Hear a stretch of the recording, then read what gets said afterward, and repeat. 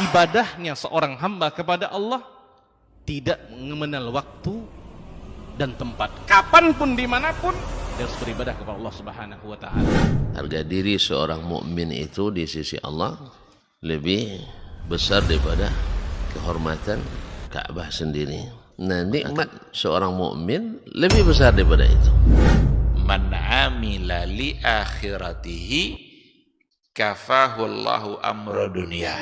Barang siapa yang beramal untuk akhiratnya, Allah akan cukupkan baginya urusan dunianya. Berjuang dengan harta untuk membela agama Allah Subhanahu wa Ta'ala, hendaklah menjadi penopang terhadap dakwah ini, bukan sebaliknya yang menghalangi dakwah ini, tapi jadilah keluarga muslim yang menopang dakwah Islam. Kenikmatan dunia ini lebih remeh dari sekedar sayap seekor nyamuk. Tidak patut bagi seorang yang beriman bersedih ketika tidak mendapatkan kenikmatan dunia. Nabi SAW katakan, la tahkiranna 'anil ma'ruf. Warahmatullahi wabarakatuh. Innal hamdalillah nahmaduhu wa nasta'inuhu wa nastaghfiruh wa na'udzu billahi min shururi anfusina wa min sayyiati a'malina.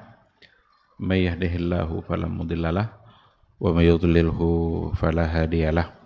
Asyhadu an la ilaha illallah wahdahu la syarikalah wa asyhadu anna Muhammadan abduhu wa rasuluhu la nabiyya wa la rasula ba'dah.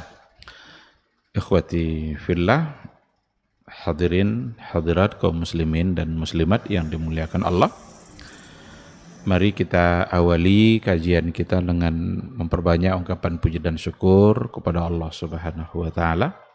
Alhamdulillah, pada malam yang insyaallah penuh dengan keberkahan ini kita kembali dimudahkan oleh Allah Subhanahu wa Ta'ala untuk duduk di majelis ilmu, sebuah majelis yang mudah-mudahan bisa menambah ilmu, bisa menambah iman, bisa menambah semangat ibadah, yang mudah-mudahan hari demi hari kita semakin sempurna pula dalam melaksanakan agama kita. Kita berharap mudah-mudahan kaki yang kita langkahkan ke rumah Allah, yang tujuannya adalah untuk berbuat amal saleh, setiap langkah mudah-mudahan dapat menghapus dosa dan juga dapat mengangkat kemuliaan dan derajat kita di sisi Allah Subhanahu wa Ta'ala. Ikhwati fillah, sama-sama kita juga harus berselawat dan salam untuk Rasul kita yang mulia Nabi Muhammad sallallahu alaihi wasallam. Allahumma salli ala Muhammad wa ala ali Muhammad. Mudah-mudahan hanya dia yang kita ikuti, mudah-mudahan hanya dia yang kita tauladani. Tidak ada tauladan yang benar-benar pantas untuk kita tauladani dalam segala hal kecuali hanya Rasulullah sallallahu alaihi wasallam. Laqad kana lakum fi Rasulillahi uswatun hasanah. Sungguh dalam kepribadian Nabi bagi kalian ada uswah hasanah. Itulah sebabnya semua penggalan sejarah kehidupan Nabi itu semuanya sudah terbuka dan sudah tersampaikan. Tidak ada lagi sisi-sisi yang tertutup atau yang tidak diketahui, karena memang semuanya adalah untuk ditauladani, untuk diikuti. Beda dengan kita sebagai umatnya, ada sisi-sisi yang tidak boleh tahu oleh orang lain. Ada sisi-sisi yang justru harus ditutup. Kalau diketahui juga mungkin kita malu. Tapi Nabi kita tidak. Semuanya sudah tersampaikan dan didasarkan pula kepada riwayat-riwayat yang sahih.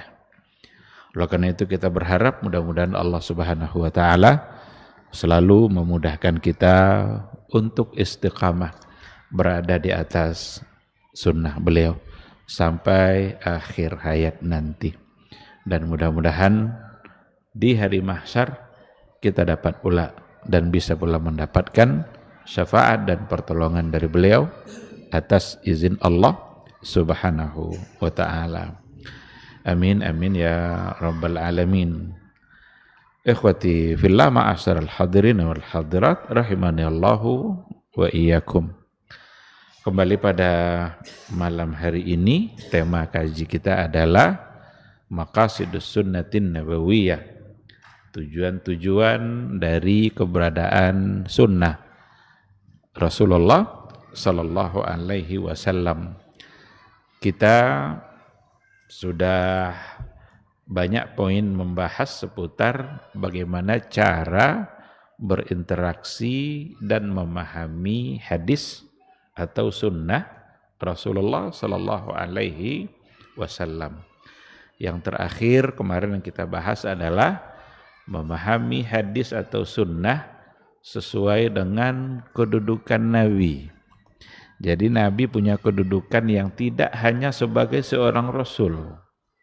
Nabi ada saatnya dia memposisikan dirinya sebagai seorang Rasul, sebagai seorang Nabi, wajib untuk kita tauladani.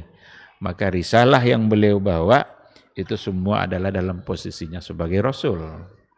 Tapi ada nanti Rasulullah sallallahu alaihi wasallam melakukan sesuatu, mengucapkan sesuatu dalam posisinya sebagai manusia biasa yang punya kecenderungan dan punya hobi-hobi, punya sesuatu yang dia suka untuk melakukan.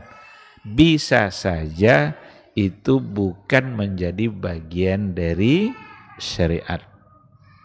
Bukan sesuatu yang tasyri', yang di dalamnya ada sebuah hukum yang wajib untuk ditauladani. Kesukaan Nabi memakan paha kambing umpamanya, atau tulang rusuk kambing. Ada di antara orang yang tidak suka kambing. Apakah nanti dianggap sebagai orang itu melanggar sunnah? Tidak.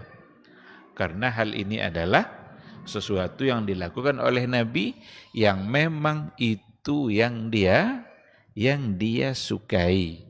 Bukan sebagai sebuah tasyri' berdimensi hukum. Bukan berarti nanti melanggarnya atau tidak melaksanakannya dianggap tidak melaksanakan sunnah. Tapi bolehkah dilakukan? Boleh. Seandainya ada orang yang ingin melakukan apa yang pernah dilakukan Nabi dengan alasan untuk menunjukkan cintanya kepada Nabi. Pokoknya asal Nabi buat, saya ingin buat pula. Walaupun bukan tasyri', mungkin insya Allah niatnya akan membuat dia mendapatkan pahala. Karena mencintai Nabi adalah sebagai sebuah ibadah yang dengannya kita bisa mendapatkan pahala. Nah, ini dulu yang kita contohkan. Seperti Nabi paling suka kalau pakai baju warna putih. Kesukaan Nabi pakai baju warna putih. Sekedar pakai baju warna putih, itulah kesukaan dia. Kalau kita tidak pakai warna putih, melanggar sunnah kah? Itu dia, itu maksudnya. Jadi bukan sebagai tasyri' yang di dalamnya ada dimensi hukum. Tapi bolehkah kita pakai warna itu? Boleh. Kalau kita pakai dengan niat, karena Nabi pernah pakai juga, mudah-mudahan kita mendapatkan pahala. Karena kita ingin melakukan apa yang pernah dilakukan oleh Nabi. Disitulah kemenangan Abdullah ibn Umar.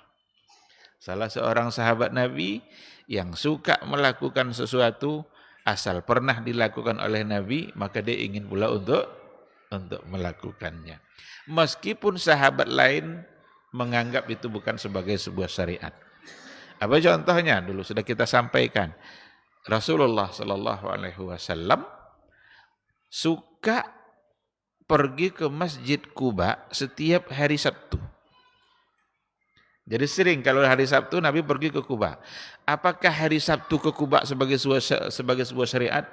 Tidak. Karena tidak ada sahabat lain yang melaksanakan itu. Kalau tasyri', kalau di situ ada sunnah hukum niscaya sahabat akan berlomba-lomba untuk melakukannya. Karena sahabat adalah orang yang paling mencintai sunnah Nabi. Tapi Abdullah ibnu Umar berupaya untuk melakukan selagi bisa. Di hari Sabtu, maka dia akan pergi ke Masjid Kuba, sampai di sana sholat 2 rakaat, lalu kembali dia pulang. Kenapa dia lakukan? Karena Nabi melakukan. Oleh karena itu, hal-hal yang seperti ini, keadaan yang datang dari Nabi sebagai satu hal yang tidak mengandung tasyri', seandainya tetap dilakukan, dengan alasan kita mencintainya, Nabi pernah melakukan lalu saya ingin melakukan, maka insya Allah di situ kita tetap akan mendapatkan pahala. Tapi bukan sebagai sebuah kesalahan ketika seandainya ada orang yang tidak melakukan. Nah, inilah yang dimaksud dengan beberapa kedudukan Nabi yang dulu sudah kita sampaikan. Nabi sebagai hakim, Nabi sebagai qadhi, Nabi sebagai mufti, itu ternyata para ulama memberikan penjelasan ada pengaruh dalam istimbat hukum. Ada pengaruh dalam penggalian hukum yang ada pada nas ketika dikenali kedudukan atau posisi Nabi ketika ia mengucapkan atau melakukan sebuah hadis atau sunnah yang datang dari beliau. Baik, ikhwati fillah. Sekarang kita masuk pada poin berikutnya. Poin yang berikutnya adalah memahami hadis Nabi atau berinteraksi dengan hadis Nabi dengan cara mengaitkannya dengan perkembangan ilmu pengetahuan. Kita kaitkan, kita baca hadis Nabi, lalu dikaitkan apa yang datang dari Nabi 14 abad yang lalu dengan sains, dengan perkembangan riset ilmu pengetahuan hari ini. Inilah nanti yang disebut sebagai i'jaz ilmi. Itu dikembangkan oleh para ulama modern, i'jaz ilmi. Ini bisa berlaku pada ayat-ayat Al-Quranul Karim dan bisa berlaku juga pada hadis-hadis Nabi. Banyak sekali Nabi menyebutkannya 14 abad yang lalu, tapi dibuktikan kebenarannya hari ini oleh para ilmuwan. Bahkan banyak di antara ilmuwan-ilmuwan yang non-muslim masuk Islam gara-gara itu. Gara-gara menemukan sesuatu yang ternyata sudah disampaikan oleh Nabi pada zaman di mana pengetahuan atau teknologi tidak seperti hari ini. Dan apa yang diungkapkan oleh Nabi itu ketika ditemukan, ternyata muncul benarlah yang namanya Muhammad ini. Padahal dia bukanlah seorang ahli sains, dia bukanlah seorang ahli teknologi. Tapi apa yang beliau ucapkan berdasarkan kepada wahyu. Sebab wa ma yantiqu 'anil hawa in huwa illa wahyun yuha. Tidaklah Nabi itu mengucapkan sesuatu berdasarkan karena keinginan hawa nafsunya, keinginan pikirannya saja. In huwa illa wahyun yuha. Tidak lain dan tidak bukan yang diucapkannya adalah wahyu yang dibisikkan. Oleh karena itu, di dalamnya mengandung kebenaran. Yang kebenaran itu bisa terungkap pada masa-masa belakangan ketika ilmu pengetahuan sudah semakin berkembang. Oh benarlah Nabi. Tapi sekali lagi ada satu poin yang diingatkan oleh para pakar juga, kebenaran hadis yang diukur melalui atau kecocokan hadis yang diukur melalui riset ilmu pengetahuan itu tidak boleh dijadikan cara untuk membenarkannya. Enggak boleh. Karena cocok enggak cocok sama pengetahuan Nabi pasti benar. Jadi jangan berarti hadis ini benar karena sesuai dengan, enggak, itu tidak. Asal hadisnya sahih, diucapkan oleh Nabi, diakui kebenaran hadisnya oleh para ulama, maka pasti benar. Cocok, tidak cocok sama pengetahuan itu urusan belakangan. Oleh karena itu, hasil riset itu, hasil pengetahuan yang dikembangkan oleh para ulama, itu bukanlah cara untuk membenarkan hadis atau membenarkan Al-Quran. Itu hanyalah cara untuk memperkuat kebenaran. Nah, kalau memperkuat kebenaran bisa. Semakin yakin kita dengan kebenarannya.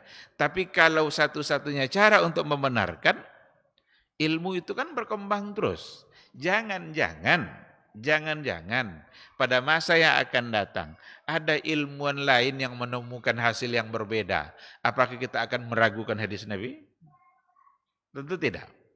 Maka hadis Nabi asalkan dia sahih, diakui kesahihannya oleh para ulama, maka itu pasti benar. Cocok, tidak cocok sama pengetahuan itu urusan lain.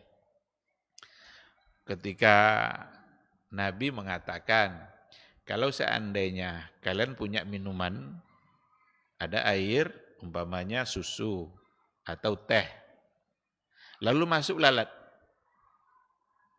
Apa kata Nabi? Benamkan lalat itu. Lalu kemudian keluarkan, buang, minum. Jangan airnya yang dibuang. Itu ada hadis. Kenapa? Karena lalat itu di sebelah sayap sebelahnya ada racun, sayap sebelahnya lagi ada penawar. Jadi kalau umpamanya masuk, kan biasanya kalau lalat masuk dia tidak akan terbenam itu, masih terapung dia. Separuh badannya di bawah, separuhnya di. Maka Nabi bilang benamkan. Falyagmishu. Benamkan. Karena sayap sebelahnya ada racun, sayap sebelahnya lagi ada penawar. Jadi kalau ada racun, ada penawar, berarti bisa menghilangkan kadar racun yang ada. Setelah itu baru buang lalatnya, kemudian minumlah air. Ini hadis, dan hadisnya sahih. Ini terjadi juga perdebatan di kalangan iya apa tidak ini kok. Orang kalau sudah masuk lalat seperti itu cenderungnya adalah buang. Kalau buang berarti mubazir. Dan mubazir adalah kawannya setan. Maka Nabi menghindarkan kita agar tidak membiasakan diri berteman dengan setan. Sehingga jangan lakukan hal yang mubazir. Cukup masukkan saja. Baru dibuang lalatnya dan minum air. Ada di antara pakar yang membenarkan, tapi juga ada yang cenderung untuk menolak ketika orang lebih mengedepankan logika dan lain sebagainya, cenderung untuk menolak. Oleh karena itu, yang datang dari Nabi, jika hadisnya sahih, maka cocok tidak cocok sama ilmu pengetahuan, kita mesti menerima. Karena yang mengucapkannya adalah seseorang yang amanah, al-amin, as-sadiqul masduq, yang tidak pernah berbohong, yang ungkapannya dibimbing oleh wahyu yang datang dari Allah Subhanahu wa ta'ala. Ikhwati fillah, ketika kita coba membaca beberapa literatur, kita akan menemukan banyak sekali hal-hal yang diungkapkan Nabi membuat orang-orang menjadi terkagum-kagum. Apa contohnya?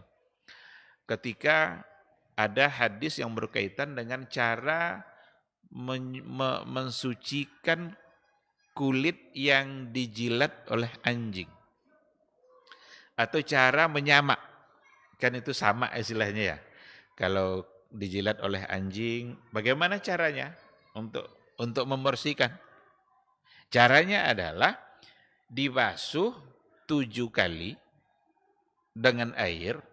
Salah satu dari basuhannya adalah air yang dicampur dengan tanah.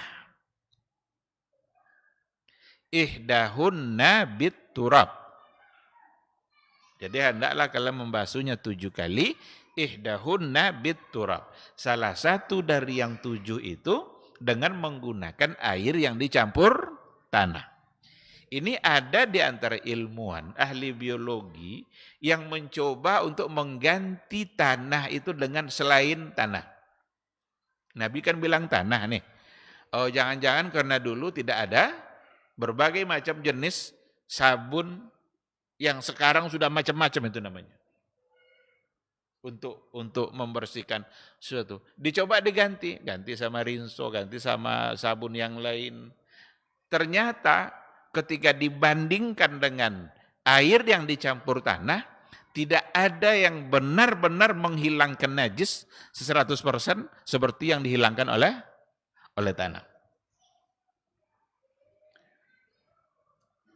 Itu dalam riwayat, dalam bab taharah, itu hadis-hadis itu pasti muncul itu. Bagaimana membersihkan bejana ketika dijilat oleh anjing, atau kulit dan tangan kita ketika dijilat oleh anjing, karena jilatan anjing adalah najis. Maka berhati-hati. Kadang ada orang yang barangkali karena dia tidak mengerti, tidak paham, dia memberikan makan anjingnya melalui telapak tangannya sendiri. Atau memberikan minuman kepada anjingnya, dimasukkannya susu ke dalam telapak tangannya, diginikannya kepada anjingnya menjilat-jilat telapak tangannya. Najis enggak itu? Najis. Berarti wajib dibersihkan. Nanti dia akan sholat, kalau dia muslim. Kalau dia tidak muslim, ya barangkali mereka tidak terkait dengan hukum-hukum halal haram. Karena mereka tidak punya fikih. Tapi dalam Islam, ada banyak fikih dalam seluruh kehidupan kita. Mulai dari yang kecil sampai yang sebesar-besarnya, ada fikihnya diatur oleh agama. Termasuk di antara fikihnya bagaimana membersihkan jilatan anjing. Nah, kalau memang seperti itu, ya berarti wajib untuk disama. Dan tidak pantas sebenarnya untuk sering-sering melakukan seperti itu. Ada juga di antara orang yang saking sayangnya sama anjingnya, dijadikannya teman anaknya. Lalu anjing itu menjilat-jilat pipi anaknya. Karena sudah diperlakukan sama seperti anaknya sendiri. Nah, berarti ada hadis, dan ternyata ketika dianalisa oleh para ilmuwan, yang disampaikan oleh Nabi itu, ternyata itulah cara yang terbaik. Itu dalam aturan sembelihan, ketika Nabi mengatur bagaimana cara menyembelih, kenapa dari sini, kenapa tidak dari sini, itu juga sudah diteliti itu. Dan ternyata tidak ada cara yang membuat hewan itu lebih nyaman saat disembelih kecuali cara yang diajarkan oleh Nabi. Kalau menyembelih hewan, maka tajamkanlah pisaunya. Kan itu kan? Wal yurih zabihatahu. Buat sembelihan itu nyaman. Yurih, iraha. Dengan cara pisau yang tajam dan dengan cara yang juga sudah diatur oleh Nabi. Ada dalam kajian fikihnya itu menyembelih minal kafa. Kafa itu di sini. Boleh tidak? Jadi tidak di sini yang digorok, tapi di sini. Ternyata kalau itu yang dilakukan, itu membuat hewan sangat tidak nyaman, dan bukan itu yang diajarkan oleh Islam. Dan sudah ada juga penelitian oleh ilmuwan itu. Itu diukur itu ketenangan hewan itu, gitulah para ilmuwan itu kan, diukur ketenangan dia saat disembelih pada saat dengan cara yang diajarkan Nabi, dengan cara sembelihan yang dilakukan oleh yang selain Nabi. Ternyata kesimpulannya, persentase kenyamanan yang paling hewan nyaman itu adalah dengan cara yang diajarkan oleh Nabi. Bahkan dikatakan dalam hasil penelitiannya, hewan itu belum sadar dia disembelih kecuali setelah beberapa saat darahnya keluar. Baru dia sadar kalau dia sudah disembelih, dan dia mati dengan nyaman. Sementara cara yang lain, ada yang dipukul, ada yang ditusuk dari belakang, ada yang digorok seperti gergaji. Itu semua sangat sangat menyakitkan. Nah, bahkan jangan dekatkan hewan yang disembelih di depan kawannya yang akan disembelih. Berarti hewan punya unsur psikologis juga berarti ya. ada sisi-sisi di mana dia juga punya perasaan. Kata Nabi apa? Inginkah kalian menyembelihnya 2 kali? Jadi yang tadi nampak kawan disembelih itu seolah-olah dia sudah disembelih, nanti baru dia benar-benar disembelih. Inginkah kalian menyembelihnya 2 kali? Maka diminta untuk dijauhkan, tidak diperlihatkan di hadapan hewan yang akan disembelih berikutnya. Nah, jadi banyak sekali hal-hal yang bisa kita dapatkan dari hadis Nabi yang membuat kita mesti harus semakin yakin dengan apa yang beliau sampaikan, dan semakin yakin bahwa dia benar-benar adalah utusan Allah yang ketika menyampaikan sesuatu itu bukanlah dari hasil analisa dan pikiran atau hawa nafsunya, tapi berdasarkan bimbingan dari wahyu. Ada beberapa contoh yang ingin saya sampaikan dalam buku ini, kaitannya antara hadis dengan pengetahuan modern. Yang pertama, hadis tentang DNA manusia. Jadi ada DNA istilahnya, sifat-sifat turunan yang ada pada anak yang diturunkan dari orang tua. Kalau orang tuanya begini, anaknya begini. Itu ada. Dan ternyata itu diambil juga dari hadis Nabi. Ini hadisnya. Datang dari Abu Hurairah radhiyallahu anhu qala, Ja'a rajulun min Bani Fazarah ila Nabi sallallahu alaihi wasallam. Datanglah seorang laki-laki dari Bani Fazarah kepada Nabi sallallahu alaihi wasallam mengadukan perihal anaknya yang lahir berwarna hitam. Apa katanya kepada Rasul? Ya Rasulullah, inna imra'ati waladat ulaman aswad. Ya Rasulullah, sesungguhnya istri saya melahirkan anak berwarna hitam. Itu tidak anak dan udah katanya. Dia menolak kalau itu anaknya, karena anaknya lahir warnanya hitam. Nabi orang yang sangat cerdas. Tidak mungkin pengaduan ini diterima. Karena kalau memang ingin ditolak itu sebagai anak, kenapa tidak ditolak ketika hamil kemarin? Kok pas lahir baru dibilang ini bukan anak saya? Pas hamil kemarin kok diam-diam aja? Karena seharusnya kan dari kemarin seharusnya itu bukan dari saya itu. Ini enggak. Ketika sudah lahir hanya karena warna hitam. Lalu dia bilang, ya itu bukan anak saya. Dia melahirkan anak yang berwarna hitam. Faqala Nabi sallallahu alaihi wasallam. Lalu Nabi berkata, "Hal laka min ibil?" Apakah kamu punya onta? Qala na'am. Iya, saya punya onta. Fama alwanuha? Apa warna onta kamu itu? Qala humur. Onta saya warnanya adalah merah. Qala, lalu Nabi berkata lagi, "Hal fiha min awraq?" Faqala inna fiha lawurqa. Apakah ada di antara onta kamu yang selain warna merah, agak keabu-abuan, hitam keabu-abuan, ada enggak? Kata dia, ada ya Rasulullah. Ada yang warna coklat keabu-abuan, urqa. Lalu Nabi bilang, fa anna ataha dzalik. Kok bisa ada warna lain? Ini kan warna merah semua nih. Kok tiba-tiba ada yang warna ini?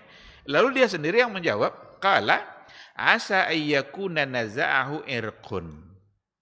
Inilah hubungan sama DNA tadi. Barangkali ya Rasulullah itu adalah mengikuti warna kulit induk-induknya yang sebelumnya. Ketika dia sendiri yang menjawab seperti itu, Rasul berkata, wa hadza asa ayyakuna naza'ahu irqun. Anak kamu ini mungkin juga mengikuti kulit atuk-atuknya yang sebelumnya. Jadi tidak mesti mengikuti kulit kamu. Karena dia putih, istrinya putih, kok tiba-tiba hitam? Mungkin dia mengikuti warna kulit atuk-atuk yang sebelumnya. Dari hadis ini oleh ilmuwan ini dijadikan dalam persoalan DNA. DNA itu kan satu kepastian itu ya, bahkan ingin bisa ndak itu dijadikan sebagai saksi dalam persidangan. Umpama perzinaan, kalau berzinaan kan mesti mendatangkan 4 saksi, dan mendatangkan 4 saksi itu tidak mungkin. Pada masa Nabi, ketika terjadi pelaksanaan cambu atau rajam, itu tidak ada satupun yang berdasarkan kepada 4 saksi, tidak pernah ada. Yang ada adalah pengakuan. Ngaku dia datang ke Nabi, ya Rasulullah, tolong cambuk saya telah berzina. Nah, mungkinkah itu terjadi zaman kita hari ini? Mengaku seperti itu? Zaman Nabi mungkin, itu karena kekuatan iman yang mereka miliki. Maka berdasarkan saksi, tidak pernah terjadi. Ada satu Abu Bakar As-Saqafi, dia menuduh salah seorang berzina pada masa Umar, diminta oleh Umar mendatangkan 4 saksi. Tidak berhasil, dia hanya bisa mendatangkan 3. Apa hukumnya? Oleh Umar, dia yang dicambuk 80. Karena tidak bisa mendatangkan 4 saksi. Karena dia cambuk qazaf. Qazaf itu tuduhan di mana dia menuduh perempuan muslimah untuk berbuat zina, dan hukumannya adalah 80 cambuk kalau tidak bisa mendatangkan 4 orang saksi. Dia bisa datangkan 3, tinggal 1 lagi, tapi tidak ada. Akhirnya dia yang dicambuk. Maka pada masa Nabi terjadi pelaksanaan hukuman pidana itu karena pengakuan. Nah, sekarang bisa tidak diganti dengan DNA? Saksi tidak ada, tapi ketika anak itu lahir, tes DNA-nya. Ini ayahnya siapa? Kalau ketahuan dan tes DNA seperti itu biasanya pasti atau benar. Apakah dapat bisa menjadi penguat dalam persidangan atau tidak? Dalam pengadilan-pengadilan di zaman sekarang nampaknya cenderung untuk dipakai sebagai alat bukti. Alat bukti dalam satu kesalahan atau kejahatan atau yang biasa disebut dengan pidana. Nah, jadi hadis ini salah satu dari contoh kesesuaian apa yang datang dari Nabi dengan perkembangan ilmu pengetahuan. Kita ambil contoh yang lain. Hadis tentang larangan makan dan minum sambil berdiri. Hadisnya datang dari Abu Sa'id Al-Khudri radhiyallahu taala anhu, anna Nabiy sallallahu alaihi wasallam zajara anis syurbi qa'iman. Rasulullah sallallahu alaihi wasallam melarang untuk minum qa'iman, dalam keadaan berdiri. Rawahu Muslim. Hadis ini riwayat Imam Muslim. Dari Anas dan Qatadah radhiyallahu anhuma, anin Nabi sallallahu alaihi wasallam annahu naha ayyashraba ar-rajulu qa'iman. Dari Anas dan Qatadah, dia mengatakan bahwasanya Nabi Muhammad sallallahu alaihi wasallam melarang untuk seseorang itu minum dalam keadaan berdiri. Qala Qatadah, lalu Qatadah berkata, faqulna, kami berkata, fal aklu, bagaimana dengan makan ya Rasulullah? Karena tadi kan minum kan? 2 riwayat sebelumnya, itu dua-duanya persoalan minum. Lalu Qatadah nanya, fal aklu, bagaimana dengan makan? Faqala, lalu Nabi berkata, zaka asyarrun wa akhbas. Makan itu tentu lebih terlarang lagi. Minum saja terlarang, apalagi makan. Zaka asyarru wa akhbas. Rawahu Muslim. Itu dua-duanya diriwayatkan oleh Imam Muslim. Dan hadis ini, kalau kita tengok penjelasannya para ahli di zaman sekarang, di antaranya yang pernah saya temukan adalah penjelasan dari dokter namanya Abdul Razak Al-Kailani. Abdul Razak Al-Kailani, bahwa cara makan dan minum yang paling tepat dan selamat adalah dengan cara duduk, tidak dengan cara berdiri. Sebab minum dan makan dengan cara berdiri akan mempersulit proses pencernaan. Karena minuman dan makanan itu akan terhempas lebih kuat ke dinding lambung dan itu berulang-ulang secara terus-menerus akan menyebabkan kesulitan pada pencernaan. Ini seorang dokter di Timur Tengah, Abdul Razak Al-Kailani, yang mencoba menganalisa apa efek yang akan ditimbulkan kalau makan dalam keadaan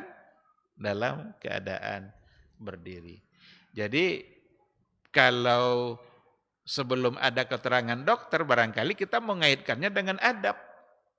Adab makan, adab minum. Tapi bertambahlah keyakinan kita terhadap adab ini ketika ditemukan manfaat makan dan minum dalam keadaan duduk. Lalu dibahas oleh para ulama, ada satu riwayat yang mengatakan bahwa Nabi SAW pernah minum zam-zam. Pernah meminum air zam-zam, tapi dalam keadaan berdiri. Apakah bertentangan atau tidak? Yang tadi Nabi melarang. Yang ini adalah Nabi melakukan, bukan sering, tapi pernah. Karena beda itu antara sering dengan kalau pernah. Kalau pernah ya bisa sekali, bisa 2 kali. Oleh karena itu, yang kita kedepankan adalah apa yang diperintahkan oleh Nabi untuk umatnya. Itu yang berlaku untuk kita. Adapun perbuatannya ya bisa saja itu kekhususan untuk Nabi atau memang ada pengecualian untuk zam-zam. Ada pengecualian untuk zam-zam.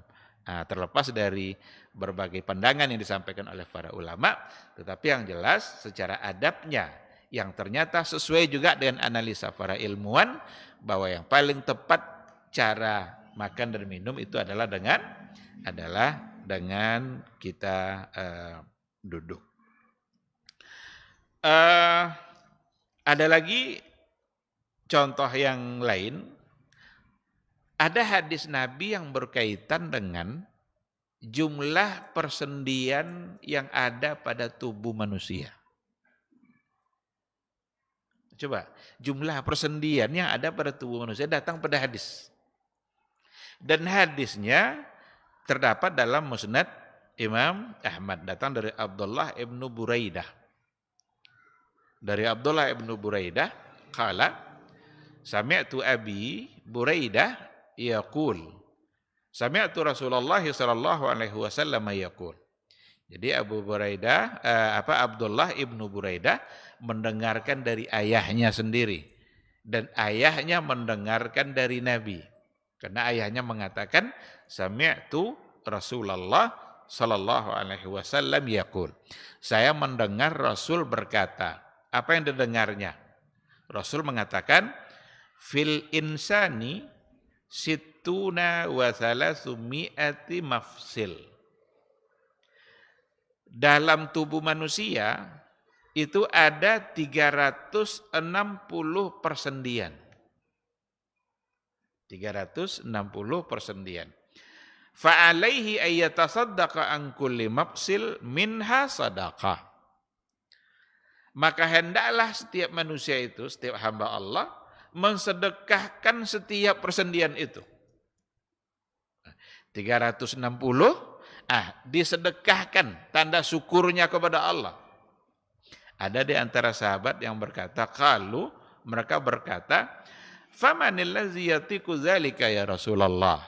Siapa pula yang akan bisa melakukan semuanya itu ya Rasulullah? 360 setiap persendian mesti ada ibadahnya, ada sedekahnya. Maka kenapa kita dianjurkan kalau berzikir itu pakai ini Subhanallah, subhanallah, subhanallah. Itu sebenarnya adalah salah satu cara untuk mensyukuri persendian ini Ini kan bagian dari persendian ini. Ini bagian dari 360. Karena Nabi menyuruh. Tapi sahabat bilang, siapa yang mampu itu ya Rasulullah? Diberikan solusi oleh Nabi. An-nukha'atu fil masjidi tadfinuha. Kalau kamu menemukan sesuatu di masjid, seperti ludah atau sesuatu yang sifatnya kotor, lalu kamu buang kamu bersihkan. Itu sudah bagian dari cara mensyukuri yang 360 tadi. Au asyai'u tunajjihi 'anil tariq, atau kamu menyingkirkan sesuatu yang mengganggu orang di jalan. Duri kah, paku kah, nampak sama kita papan di dalamnya, di situ ada paku, kita singkirkan. Menyingkirkan itu agar orang tidak kena olehnya, itu sudah bagian dari cara mensyukuri yang 360 yang tadi itu.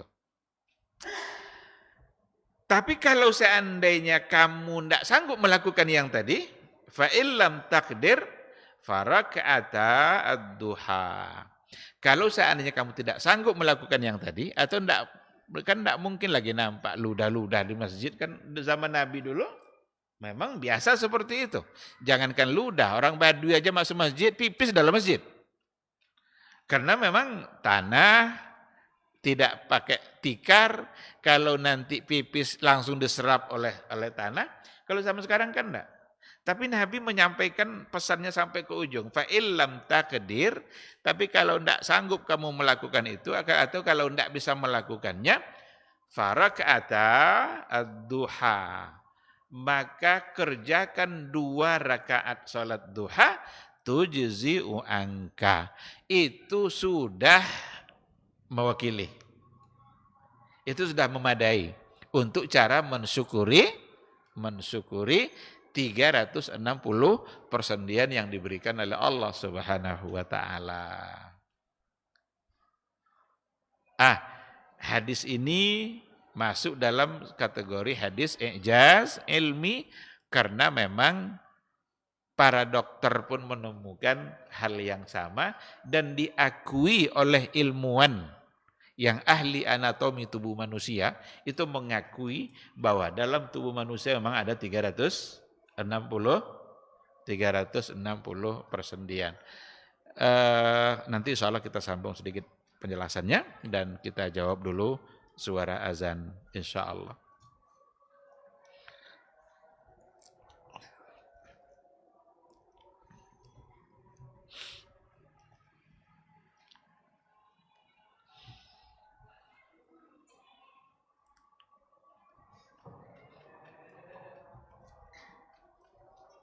Allahu Akbar, Allahu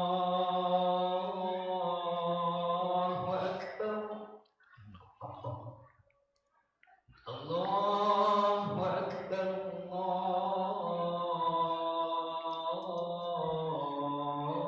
Allahu Akbar. Asyhadu an la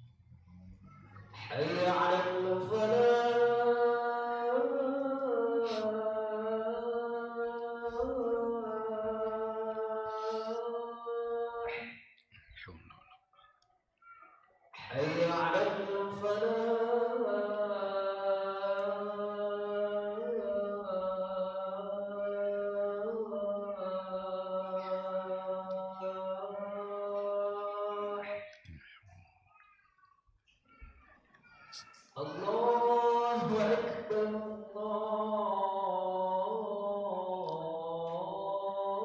Allahu Akbar. La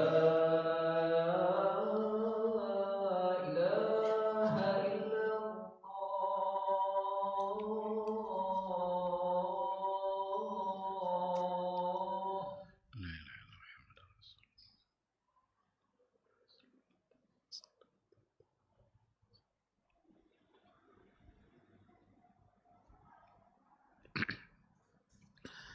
Bismillahirrahmanirrahim. Alhamdulillah wassalatu wassalamu ala Rasulillah wa ala alihi wa sahbihi wa mawala.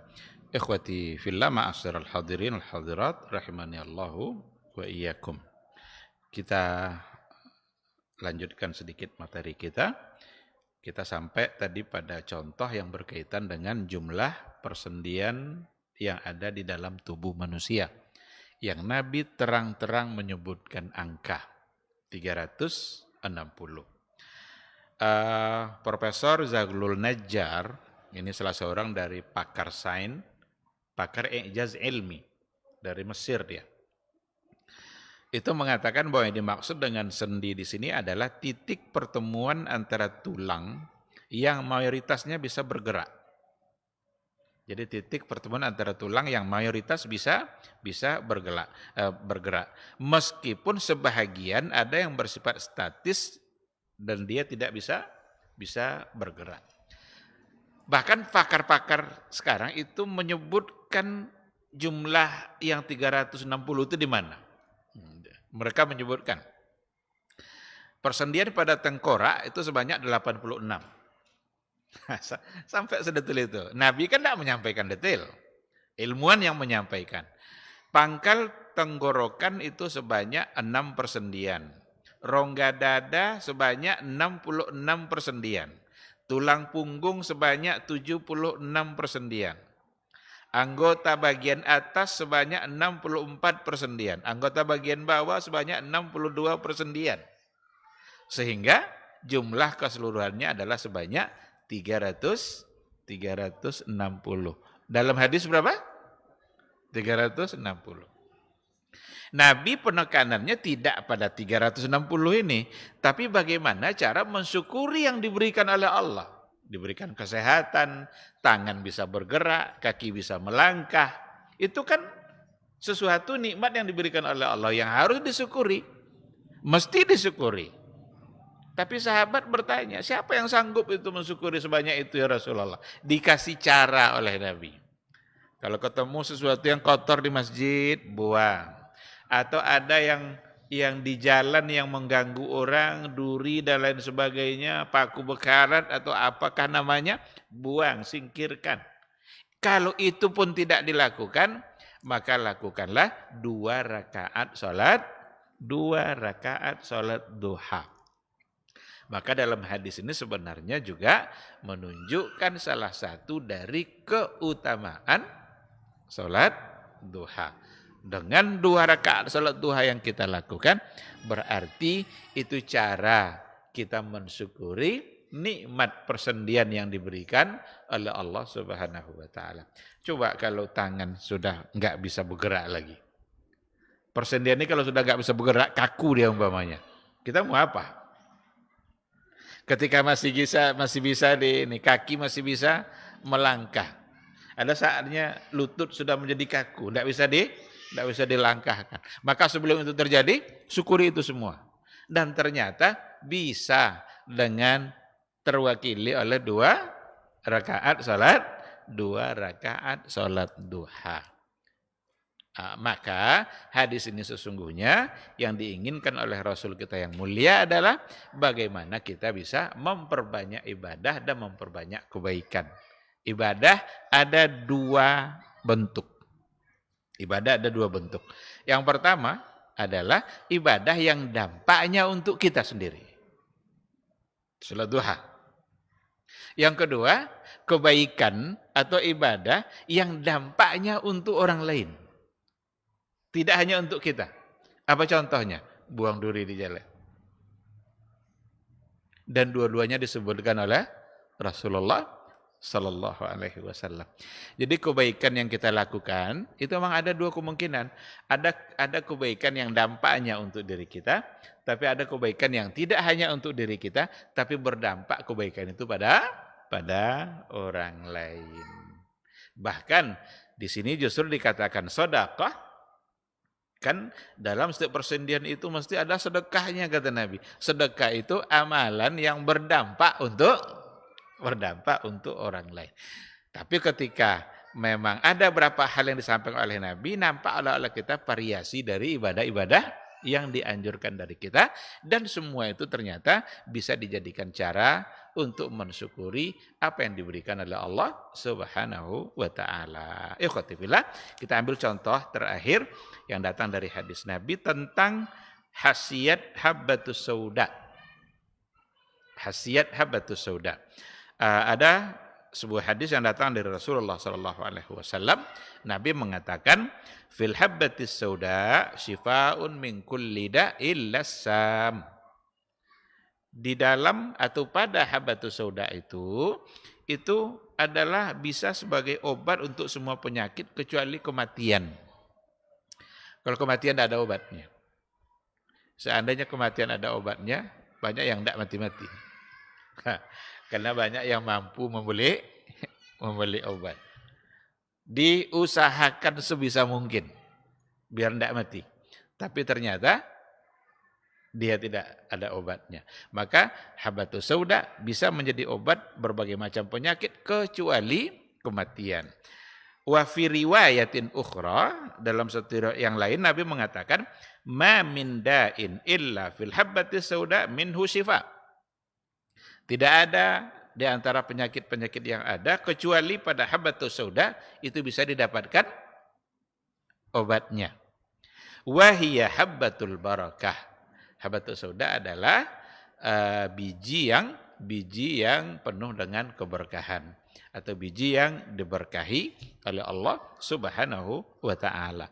Nah, jadi hadis ini juga merupakan yang sudah dikembangkan oleh pakar-pakarnya hari ini. Bahkan ada yang membuat dalam bentuk kapsulnya, ada yang dalam bentuk cairan yang bisa diminum dan lain sebagainya.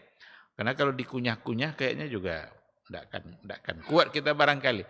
Tapi diakali bagaimana supaya mampu untuk diminum, dan itu berdasarkan kepada hadis Nabi. Ikhwati fillah, hadis-hadis seperti ini asalkan dia sahih maka kita wajib mengimaninya. Beda nanti ketika dia tidak sahih. Karena banyak juga hadis-hadis palsu yang sengaja dibuat-buat dan itu bukan datang dari Nabi. Umpama al-bazinjan dawaun likulli da. Terong itu obat untuk segala macam penyakit. Ternyata dulu dibuat hadis palsu itu oleh pedagang terang. Ketika diteliti itu tidak pernah datang dari Nabi. Nah, oleh karena itu sesuatu yang kalau nggak datang dari Nabi maka berarti tidak ada keharusan bagi kita, bahkan justru mesti ditolak. Karena itu adalah bentuk dari kedustaan atau berdusta terhadap Nabi. Disampaikanlah ini adalah perkataan Nabi padahal tidak. Dalam hadis Nabi sendiri mengatakan, man kadzaba alayya muta'ammidan falyatabawwa maq'adahu minan nar. Barang siapa yang berbohong atas namaku, maka bersiap-siaplah dia untuk menempati kursinya di dalam neraka. Berarti dia membuat kursinya sendiri yang nanti dia duduk dalam neraka di atas kursinya sendiri. Walaupun di atas kursi, tapi kalau dalam neraka tidak ada enaknya. Sama sekali. Falyatabawwa maq'adahu minan nar. Tapi jika datang dari Nabi dan hadisnya sahih, disitulah keharusan kita untuk menerima. Dan kita bersyukur juga para ilmuwan, para ahli yang mencoba untuk menganalisa banyak hadis-hadis Nabi yang ternyata sejalan dengan riset pengetahuan yang mereka lakukan. Itu ada katanya persoalan iddah itu Kan detail itu. Iddah perempuan kalau diceraikan 3 kali suci. Iddah hamil sampai melahirkan. Kalau wafat suaminya 4 bulan 10 hari. Ini kenapa 4 bulan 10 hari? Ini kenapa 3 kali suci? Ini kenapa 3 bulan? Ada apa di balik itu? Kalau kita tengok penjelasan para ulama salaf terdahulu, yang jelas kita wajib untuk mengimani dulu. Tanpa mencoba untuk bagaimana-bagaimana. Itu kewajiban pertama, harus beriman dulu. Tapi ilmuwan hari ini mencoba untuk menganalisa. Kenapa kok ini bisa 3 bulan, ini 4 bulan 10 hari, beda-beda bulan gitu. Ada apa di balik itu? Ternyata ada juga katanya, wallahu alam kebenarannya, tapi saya pernah baca, ada katanya ilmuwan dari Yahudi yang mencoba menganalisa dan akhirnya dia menerima kebenaran itu dan masuk Islam. Ada katanya di dalam tubuh seorang perempuan itu, ketika ia berpisah dengan suaminya, ada sesuatu yang tersisa. Diistilahkan dengan al-basamat, al-wirasiyah, semacam sidik jari. Ada dalam fisik dalam tubuh seorang perempuan, dan itu tidak akan hilang kecuali setelah 4 bulan 10 hari. Itu apa dia? Wallahu a'lam kebenarannya, tapi ada yang pernah saya membaca itu. Nah, terlepas dari benar atau tidak, kita sebagai umat Islam pasti percaya kepada Al-Qur'an yang sudah menentukan jumlah-jumlah tadi. Nah, ketika ada ilmuwan yang mengatakan, oh wajarlah begini, itu hanya memperkuat kebenaran. Maka tadi kita katakan kesesuaiannya bukan untuk membenarkan, tapi sekadar memperkuat apa yang memang sudah pasti benar. Baik, ikhwati fillah, saya kira kita cukupkan sampai di sini. Ada pertanyaan? Tidak ada, saya kira kita cukupkan ya. Mudah-mudahan dapat dipahami insyaallah. Berarti ini bagian terakhir dari metode berinteraksi. Nanti kita akan mulai masuk pada bagaimana banyaknya penyimpangan yang terjadi dalam memahami hadis. Kalau ini metode idealnya nih. Ternyata penyimpangan banyak sekali. Nanti dari orang liberal, dari kelompok Syiah, dari kelompok Sufi, bagaimana penyimpangan orang Sufi dalam memahami hadis sehingga mereka terjerumus kepada penyimpangan, dan juga aliran-aliran kalam seperti Mu'tazilah, Asy'ariyah, Khawarij, Murji'ah yang ternyata mereka punya metode dalam memahami hadis yang menyebabkan mereka terjerumus kepada penyimpangan dalam beragama. Insyaallah nanti satu persatu akan kita coba bahas sesuai dengan contoh-contoh yang ada. Terima kasih. Mudah-mudahan majelis kita diberkahi oleh Allah Subhanahu wa taala, dan mudah-mudahan kita selalu diberikannya semangat untuk istiqamah berada di atas syariat nabinya. Amin amin ya rabbal alamin. Subhanakallahumma bihamdika asyhadu an la ilaha illa anta astaghfiruka wa atubu ilaik. Wassalamualaikum warahmatullahi wabarakatuh.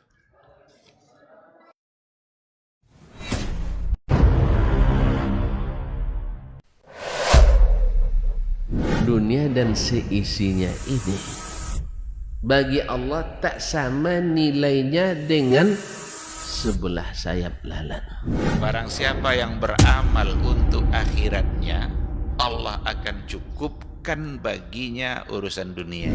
Sayati zamanun 'alan nasi as-sabiru fihim qalqabit al-jamarah. Akan ada satu masa di akhir zaman yang berpegang teguh dengan agamanya seperti orang yang sedang memegang bara